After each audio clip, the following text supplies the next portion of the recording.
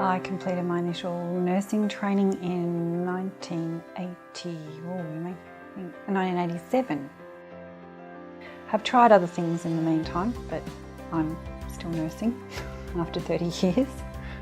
I did hospital training and from there I then went on and moved from the country, and I got into one of the first graduate years at St Vincent's Hospital. From there I got involved a little bit with doing some education of some junior staff, and I felt that I'd like to go off and do nurse education. Did all my nurse degree over 3 part-time years and did critical care nursing as well because I felt I needed a specialty. I love studying, and I love educating.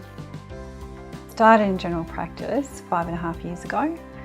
What led me to general practice was a lifestyle decision that I needed to move from doing shift work to having a 9-to-5 job, mainly around having to look after my kids.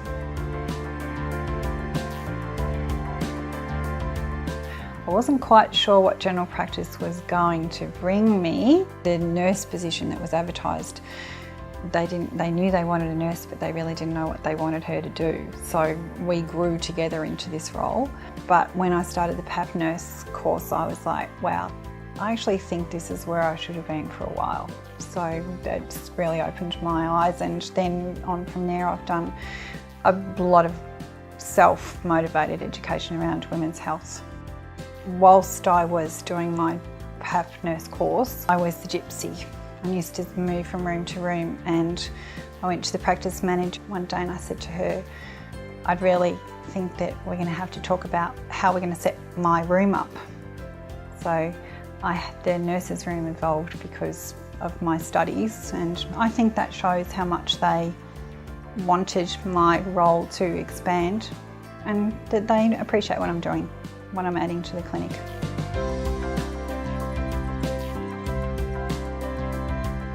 Australian Practice Nurses Association. They have been absolutely fantastic. When I was feeling my way into this job at the very beginning, I used to ring and say, help. The other people that I don't need to belong to, but I do attend a lot of their things, is the division. You can feel a little isolated, and hence it is important to have those networks available. But at the same time, you also have to learn to stand on your own 2 feet and your own decisions that you make based on your knowledge base as a nurse.